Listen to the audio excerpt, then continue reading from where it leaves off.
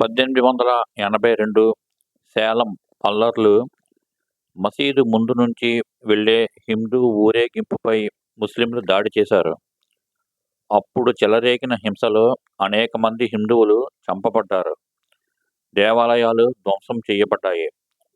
British వారు 3 రోజుల పాటు నగరంపై నియంత్రణ కోల్పోయారు.